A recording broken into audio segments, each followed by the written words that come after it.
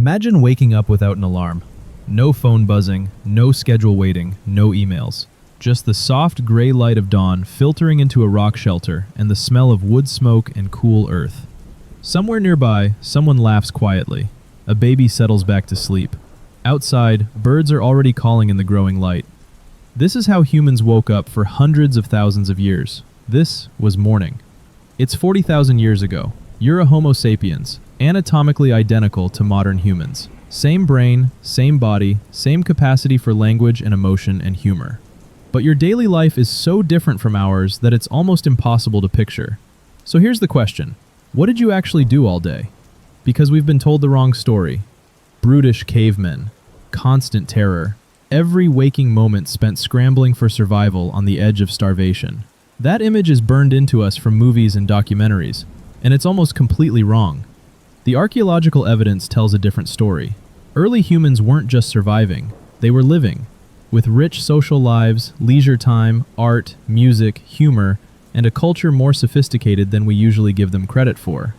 They painted breathtaking images on cave walls. They carved figurines. They buried their dead with ceremony. They cared for the sick and the elderly. They had stories and jokes and music around the fire at night. But before we get there, let's start with the basics. What did an ordinary day actually look like? Waking up was slow. There's no concept of being late in a world without clocks. Consciousness returns gradually, pulled back by the brightening of the sky and the stirring of bodies around you. The fire that burned bright last night has died down to embers.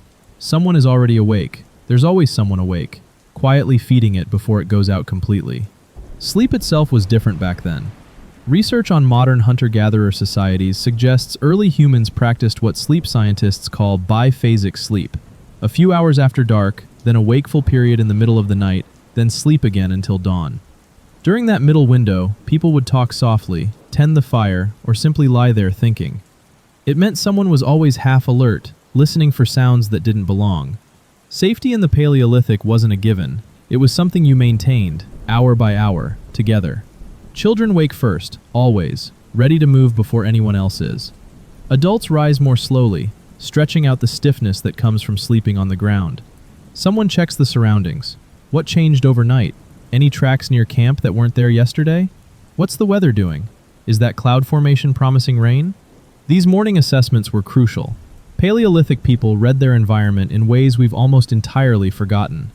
They could tell from the behavior of birds whether a predator was nearby. They could track the weather days ahead by watching clouds and feeling humidity. They could read a single animal footprint and tell you how long ago it passed, whether the animal was healthy or injured, calm or alarmed. This wasn't guesswork. It was accumulated knowledge, refined over generations. As more people gather around the growing fire, conversation begins. Dreams might be discussed. Plans start to form, loosely, without urgency. Nobody's giving orders. Nobody's in charge in the way we think of leadership. Decisions emerge from discussion, from consensus, from individuals choosing to follow whoever knows most about the task at hand. But mostly, in these early morning moments, the main activity is simply being together. The band, your extended family, your survival unit, is reassembling after the night. Everyone made it through. Everyone is here. There's deep comfort in that. We evolved to need exactly this, the presence of people who know us, who care whether we survive. That isn't sentiment, that's biology. Now let's talk about food, because early humans didn't have breakfast. Not in any structured way. They ate when food was available, when hunger demanded it. Your morning meal depends entirely on what's left from yesterday. Maybe there's leftover meat from a deer killed 2 days ago, hanging in the cool back of the shelter. You pull off a strip and chew it slowly. It's tough, requires real jaw work, but it's exactly what your body needs. Beside it, a bark bowl of hazelnuts. Crack a few between your back teeth, the technique learned from watching adults do this since you were an infant. Some dried blackberries in a leather pouch. And near the fire, a basket of cattail roots that have been slowly roasting overnight in the residual heat, their tough starches converting into something soft and sweet. This is cooking, but not like we know it. No recipes, no timers, no precise temperatures. Just knowledge accumulated over thousands of generations about what heat does to different foods. And that knowledge mattered enormously. Raw, many of these roots would give you severe stomach cramps or worse. Cooked, they're perfectly edible. Fire didn't just keep people warm, It doubled or tripled the range of plants humans could safely eat, and it may have played a significant role in our brain's expansion, since cooked food delivers more energy with less digestive effort. The evidence for how varied early diets were is fascinating. Fossilized feces from archaeological sites across Europe and Africa contain seeds from dozens of plant species, pollen, leaf fragments, bark, and yes, insects.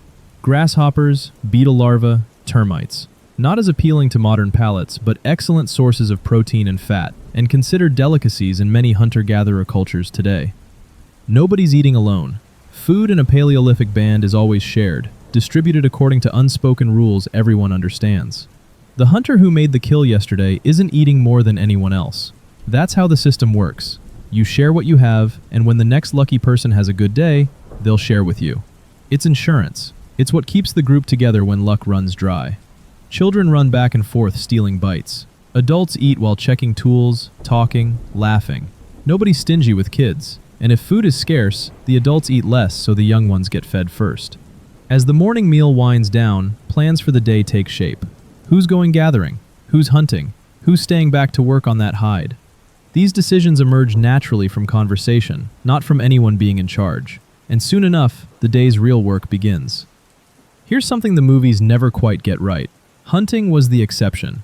Gathering was the rule. On any given day, somewhere between 60 and 80% of your calories came from plants. Roots, tubers, nuts, seeds, berries, leaves. The exact percentage varied by season and location. Coastal groups ate more fish and shellfish. Northern groups relied more heavily on meat in winter. But for most people, most of the time, plants were what kept you alive. This wasn't a matter of preference. It was simple math. A successful hunt could feed your band for days, but hunts failed more often than they succeeded. Animals are fast, unpredictable, and dangerous. Gathering, on the other hand, was reliable. Plants stay where you left them. They grow in predictable patterns that anyone with enough knowledge could learn to read. And gathering required real knowledge. Ethnographic studies of modern hunter-gatherers show they typically know detailed information about 200 to 300 plant species. Which parts are edible, which require processing, which are medicinal, which will kill you, when to harvest each one, how to store it. Eat the wrong mushroom and you're dead. Fail to properly prepare certain roots and you're spending the next 3 days with debilitating cramps. This wasn't casual knowledge. It was life and death information, passed carefully across generations. Picture the gathering expedition. You head out mid-morning with 3 others. Your aunt, who knows the plant locations better than anyone, a younger cousin who's learning, and your own child strapped to your back in a deer hide sling. You're following a mental map built over years. The oak grove to the north should have acorns ready. There's a stand of cattails near the creek worth checking. If you're lucky, a beehive with honey. You'll cover 5 to 10 miles today, over terrain that would challenge a modern hiker, carrying a child plus baskets and a digging stick. What makes it meditative rather than grueling is the quality of attention it requires. You're reading the landscape constantly, the slight discoloration of soil that signals wild tubers below, the pattern of animal tracks near a fruit tree, the specific angle of light that tells you which side of the hill has ripe berries. Your aunt stops at what looks like an unremarkable patch of ground. She drives her digging stick in, works it around, pulls up a tuber the size of your fist. Pale and knobbly, unappetizing to look at, but sweet when roasted tonight. As she digs, she tells your young cousin a story about the time her grandmother got sick from a root that looked almost identical to this one, but had slightly different leaves. 3 veins instead of 5. That difference meant it would shut down your breathing within hours. That's how knowledge was transmitted, not in classrooms. Through stories, demonstrated with actual plants, reinforced over years of practice. By the time your cousin is your age, she'll know those 300 plant species by sight, by season, by smell. Your aunt never takes more than she needs from any single spot. She knows that if you strip a plant bare, it won't be there next season. The groups that understood this survived. The ones that didn't faced starvation when resources ran out. Sustainable harvesting, thousands of years before we had a word for it. Now, the hunt. And this is where it gets genuinely extraordinary. Today the signs are right. Scouts spotted fresh antelope tracks yesterday, a small herd moving toward a seasonal water source about 5 miles out. The timing is good, the weather is clear, and several experienced hunters are available. This is how it begins, not with sudden impulse, but with careful deliberation. 8 hunters gather in the early morning and discuss the plan using a mix of language and hand signals refined over generations. They carry spears that took days to make, wooden shafts straightened over fire and seasoned for months, stone points napped from high-quality flint, hafted with plant resin and sinew processed into a bond stronger than most modern adhesives. Some carry atlatls, spear throwers that use leverage to roughly triple the speed and distance of a throw. And when they move out, they don't rush. No frantic sprint. A steady, sustainable pace, reading the landscape as they go. One tracker kneels beside a depression in the sandy soil and studies it for a long moment. He signals, fresh, from this morning. A healthy young adult, moving at a walk, not alarmed. All of that from a single hoof print. This is pattern recognition built over a lifetime of careful observation. They follow the trail for hours. This is the part of hunting that never makes it into the dramatic retellings. The long, patient stalking that requires more mental endurance than physical strength. When they spot the herd grazing near a water hole, they make their choice. Persistence hunting. Here's what makes humans terrifying predators when they truly commit to it. We can't outrun an antelope in a sprint. They hit 50 miles per hour. We top out at 15. But we can run for hours in the heat of the day without overheating. Our nearly hairless bodies and extraordinary capacity for sweating let us dissipate heat constantly. Most animals covered in fur have to stop after intense exertion, or they'll literally overheat from the inside. The hunters job toward the herd at a steady trot. The antelope bolt immediately, but the humans don't stop. They follow at that same measured pace for an hour, 2 hours, 3. The sun is brutal. The hunters rotate the lead position so no single person carries all the effort. 4 hours. The herd is showing stress now, tongues out, breathing labored. They simply cannot cool down fast enough. After nearly 5 hours, one antelope separates from the group, stumbling, its muscles beginning to fail. A hunter closes in. The spear flies true. Before anything else, there's a moment of acknowledgement, a gesture, a word, a stillness. We can't know the exact form, but evidence from multiple sites suggests early humans performed some kind of ritual around kills. Respect for the animal, gratitude for the life given. Then comes the butchering, itself a sophisticated operation. These hunters know animal anatomy better than most of us know our own. Every muscle group, every organ, every useful piece. The hide comes off in one piece. The best cuts are set aside for camp. Organs that spoil quickly are eaten on site. Nothing is wasted. Even the bones will be cracked later for marrow. 2 runners head back to camp at speed. The rest stay with the kill, building a fire to keep scavengers off. Within a few hours, more people arrive. Elders, children old enough to carry, everyone. The trip back becomes a celebration. Tonight there will be feasting, and stories about the chase told in detail around the fire, and probably dancing. The hunt will become part of the community's collective memory. Another lesson in strategy, persistence, and cooperation. But let's be honest about something. This doesn't happen every day, or even every week. Between successful hunts are dozens of failures. Tracks that lead nowhere, animals too fast or too alert, injuries that force the hunters back. Hunting was important. It provided concentrated nutrition gathering alone couldn't match. But it was never the main source of calories for most groups. That was always gathering.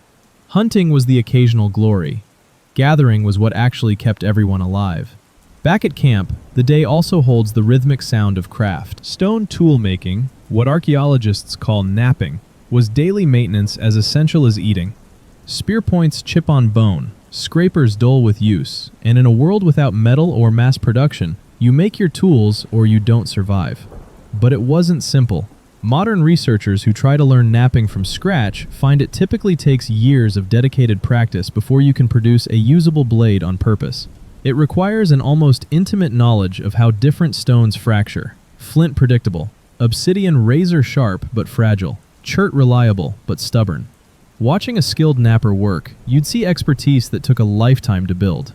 She's not hitting rocks randomly. She's reading the stone, seeing lines of potential fracture invisible to an untrained eye. Each strike is calculated. Too hard and the piece shatters. Too soft and nothing happens. The angle precise. Geometry and physics executed entirely through intuition and muscle memory. Nearby, someone else is working on clothing. A deer hide is stretched across a wooden frame, while another person scrapes every trace of fat and membrane from the inner surface. Hours of work before tanning can even begin. Someone else uses a bone awl to stitch a garment together, punch by patient punch. And one woman is using something remarkable, an actual needle, a tiny piece of bone drilled with a hole at one end. This technology was less than 20,000 years old at your time, a recent innovation that had revolutionized clothing. With needles, you could make clothes that actually fit, tailored to individual bodies, warm enough for the brutal cold coming in a few months. And then there's the older man sitting a little apart, drilling tiny holes in shells he traded for last summer from a group who'd visited from the coast, 3 weeks' walk away. He's making beads, purely decorative. Nobody needs jewelry to survive. But humans have been making it for at least 100,000 years, probably longer. Because survival was never enough. We needed beauty, identity, ways to signal who we were and where we belonged. Those shells said, I have connections to the coast. I have time to make beautiful things. I value aesthetics. All of that conveyed through pierced shells on a string. What's striking is the specialization. Not everyone was equally good at everything. The best napper, the best leather worker, the best carver, they each held a kind of influence that went beyond physical strength. And children watched everything. A boy of 8 tries to copy his aunt's stonework with his own small rocks. Most attempts fail, but she encourages him, occasionally guiding his hand to show the angle. By the time he's 25, if he has talent and dedication, he might be teaching others. The knowledge flows forward one generation at a time, each one adding small refinements that accumulate over centuries into something that looks like progress. Here's the thing nobody tells you about prehistoric life. Early humans probably worked less than you do. Studies of modern hunter-gatherer societies, our best window into what that life looked like, consistently show that adults spend only about 4 to 6 hours a day on subsistence activities, finding food, preparing it, maintaining tools, basic camp upkeep. The rest of the time isn't filled with frantic scrambling. It's filled with not much. Resting, talking, playing, making music, grooming, watching clouds, staring into the fire. A prehistoric human probably had more genuine leisure hours in a week than most modern people get in a month. And that leisure wasn't passive or empty. It had its own richness. You rest. And when your body is your only real tool, rest is maintenance, not laziness. You socialize, because in a band of 30 people, conversation isn't optional background noise. It's how you share information, manage conflict, process what happened today. You play with children, letting them climb on you, teaching them small things, watching their games, which look like chaos but are actually rehearsal for adulthood. Archaeologists have found small objects that don't fit neatly into any category of tool or weapon. Tiny carved animals, smooth-shaped stones drilled in the center, little figurines, toys. And hints of adult games, too. Small stones and bones in patterns that suggest dice or counters. Etched lines on flat rock faces that might have been game boards. And then there's music. Bone flutes have been found in caves in Europe, carved from bird bones and mammoth ivory, some more than 40,000 years old. They're not crude noisemakers. Some have carefully spaced holes that produce recognizable musical scales. Someone sat down and experimented, learning by ear how to turn raw bone into an instrument. Music and rhythm do something powerful to groups of people. They synchronize bodies and minds, dissolve individual anxiety into collective calm, forge group identity in a way that's almost impossible to achieve any other way. In small, vulnerable bands of early humans, shared rhythm may have been as important as any spear. After music comes storytelling. Someone begins, maybe the best talker in the band.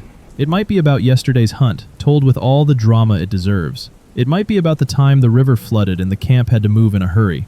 It might reach into myth, a trickster spirit, an ancestor who was also a bear, a story about where lightning comes from. These tales weren't just entertainment. In a world without writing, stories were the memory of the group. They carried maps. Which valley holds reliable water in a dry year? Which plants are safe only if boiled twice? What happened the last time someone broke a particular social rule? The exaggerations made the critical facts unforgettable. And in between all of it, the talking and playing and making and singing, long stretches of simply watching. Clouds moving over hills. A line of ants carrying food. Animals grazing at a distance. Stars turning overhead. To modernize, this looks like boredom. But this constant, gentle attention was how early humans built their mental map of the world. The person who has spent hundreds of quiet evenings watching the sky is the first to notice the cloud pattern that means a storm is coming. The child who follows animal tracks just for fun becomes the best tracker in the band. And there's something else. When you have no screens, no background noise piped in from somewhere else, silence doesn't feel empty. It feels full of insect hum, bird calls, wind and grass, the breathing of people you love nearby. You're not a separate mind glancing at nature through a window on your day off. You're an animal in an environment, embedded in it, attentive to it, shaped by it. The social fabric that made all of this possible was itself a kind of technology, the most important one early humans possessed. Your band of 20 to 50 people was small enough that you knew everyone's voice, everyone's laugh, every footstep in the dark. You could tell from the way someone's foot scraped the ground who it was walking behind you at night. This wasn't accidental. Bands that were too small couldn't defend themselves or find enough marriage partners. Bands that were too large became unstable, too hard to feed and move. Natural selection pushed humans into this sweet spot, intimate, flexible, deeply personal. Where there are relationships, there is conflict. Someone took more than their share. Someone flirted with someone else's partner. Someone skipped their turn at the fire. In a band this small, you can't walk away and never see them again. You're sleeping 10 feet from them tonight. So how do you keep the peace without laws or courts? Gossip, mediation, reputation. These are the oldest tools humans ever invented. Gossip in your world isn't idle chatter. It's law enforcement and news combined. Stories about who was selfish, who was generous, who apologized, who held a grudge, make the rounds quickly. Nothing is written down. Nothing is forgotten. Your social credit score is the stories people tell about you around the fire. For bigger conflicts, there are elders, not judges, but people who've seen 100 similar disputes and remember how the last one was handled. They sit between the angry parties and speak slowly, adding context, reminding everyone of past kindnesses and shared hardships. Because a feud in a band of 30 is potentially fatal. Split the group in half and suddenly each side is too small to survive a bad winter. Children don't belong to just one nuclear family here. They belong to the group. Your mother matters, your father matters, but so do your grandparents, aunts, uncles, older siblings, and unrelated adults who folded themselves into your circle.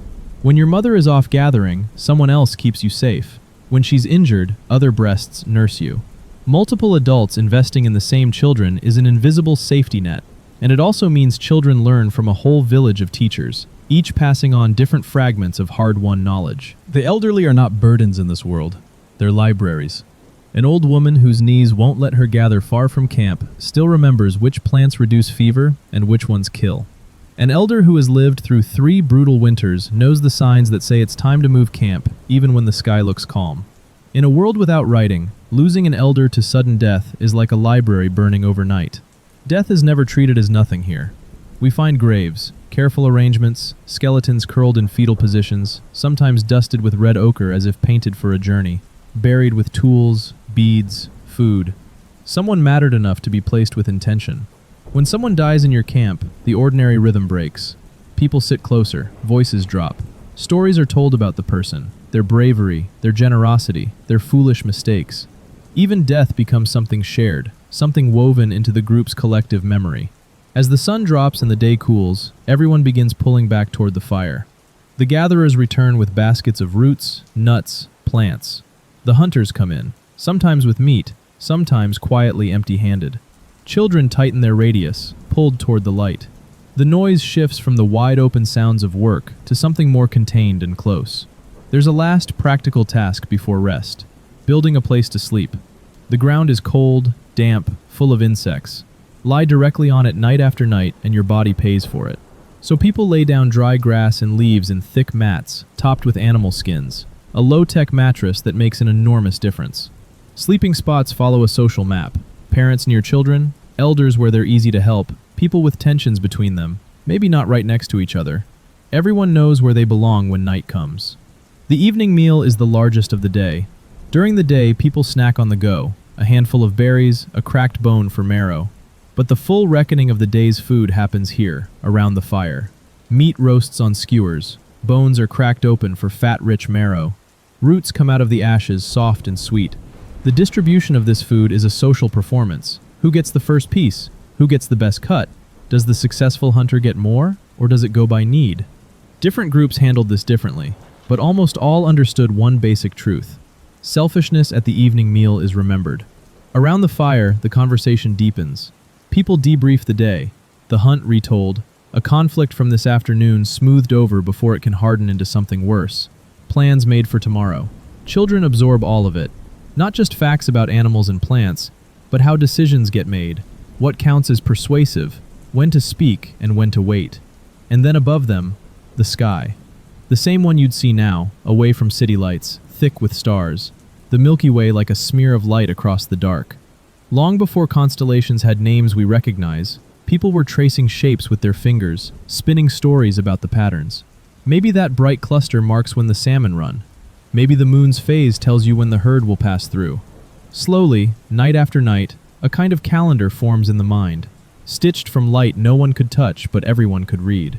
Beyond the ring of firelight, the night is not safe. Hyenas, lions, leopards. Most nights the fire is deterrent enough, but not always. Someone always stays half awake, listening. And by this point in the Paleolithic, some camps have another set of ears. The animals that would soon become dogs. Wolves, slightly less fearful than the rest, hanging at the edge of camp for scraps. Tolerated because they bark when strangers approach and smell predators before any human can. Over generations, those slightly tamer wolves found the fire worth sharing. The humans found the warning growl worth the scraps. One of the oldest partnerships in the world begins in exactly this kind of quiet negotiation. Gradually, voices thin out. The fire drops from flame to glowing coals. Someone adds one last piece of wood, not for cooking anymore, just for the warmth. Sparks rise and vanish into the darkness, briefly imitating the stars. Children wedge between adults, heads against warm shoulders. An elder pulls a hide up around their neck. A hunter stretches out on his side, one arm resting on the dog that decided tonight to sleep there. The sounds of the camp settle into layers. The soft crackle of fire, the rhythm of breathing, the occasional murmur from a dream, and farther out, the long distant whoop of hyenas, the deep territorial roar of a lion. Terrifying. And also familiar, woven into the background of every childhood. Something you've learned to read as far rather than close. For a few hours, this tiny cluster of people is as vulnerable as they will ever be. Eyes closed, minds in other worlds. And yet, they have never been safer. They are wrapped in everything they built. Knowledge of where to camp, a maintained fire, beds that keep the cold at bay, a circle of people who will wake if one of them cries out, and an animal pressed against them that chose to be here. This is what a day in the Paleolithic ultimately leads to. Not just survival, but a nightly return to a shared center, to warmth, story, and the quiet feeling that, for all the dangers, this small circle of light in the dark is enough, at least until morning. So, what did early humans actually do all day? They worked, walked miles for food, hauled meat back to camp, shaped stone until their hands ached, tended fire, watched for danger. But they also sat. They stared into flames and did nothing at all. They told stories so slowly, a single tale might last several evenings. They played, not just the children, but the adults too. They sang. They decorated their bodies and their tools with more care than pure function required. They rested. They watched the sky. Their lives were hard in ways ours usually aren't. Illness, injury, and hunger always nearby. But they also had something that's become genuinely rare in modern life. Long stretches of unstructured time where nothing urgent had to be done. Time to let the mind drift. Time to be with people without an agenda. Time to simply exist inside a living world. We've built machines to do our grinding and lifting, lights that turn night into day, more information available than any hunter-gatherer could imagine. And somehow, many of us end up with less real leisure than they had. We built tools to free our time, and then filled that time right back up with noise. Your Paleolithic ancestors never scrolled. When the sun went down, the options were few. Talk, listen, make something, dream, or sleep. Their attention stayed with the people around them, the fire in front of them, the stars overhead. If you strip away the technology, the things that mattered then still matter now.